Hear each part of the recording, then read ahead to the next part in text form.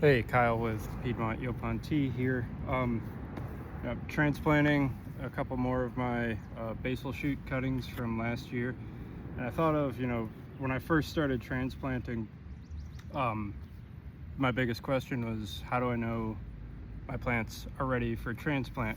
So you can see this guy, he's grown quite a bit. So that's kind of the first sign. Is he was only about this tall at the beginning of the spring, maybe around like February, March. And now he's, grown maybe a foot or so, plus some branching. So that's kind of the first sign, is new growth. Good, strong new growth, which this has consistently now for a while. The next sign, you're not gonna really be able to tell until you actually transplant. So I have, everything ready to transplant here, got the hole. And I'll show you kind of how I knew during transplant of the other three that I've done that I have a video about, how I knew for sure as I was transplanting. So in here, like I always do, I'm adding some mycorrhizal fungi inoculate in there that'll help fungi establish within the soil, and that fungi develops a symbiotic relationship with the plant and helps transfer nutrients from the soil to the roots. So it's a great thing to have.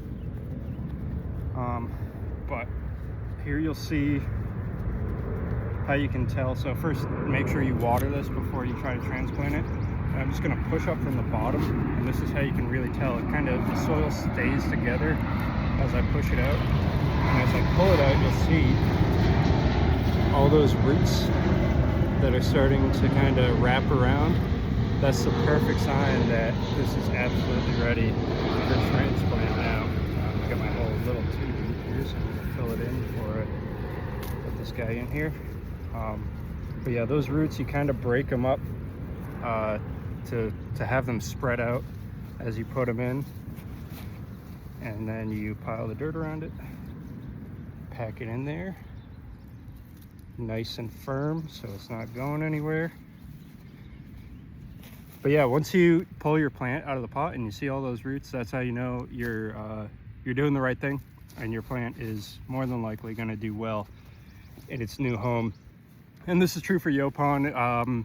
I think it's going to be true for pretty much any other similar bush or tree type of plant, whether it's blueberries, Camilla sinensis, which is like your classic tea, Japanese boxwoods, which are pretty similar to Yaupon, but you can't drink them, they don't make caffeine, and other things like that. So yeah, if you're nervous about transplanting, but you're going for it, yeah, the first sign is that strong growth on the top from your cuttings, and then the final sign is when you're sort of pushing it up out of the pot, the soil stays together. Again, you want it to be wet for that. But yeah, when you pull it fully out, you see those roots that are just looking for places to go. They've started to wrap around in there. You don't want to get that overly developed, because then you can kind of get root bound, and that can be harmful to the plant. So it looks like we're at kind of the perfect time here, and those ones were too. So I guess I'll plan to do that from now on with all my root cuttings and my basal shoot cuttings and my regular cuttings. Thanks for watching.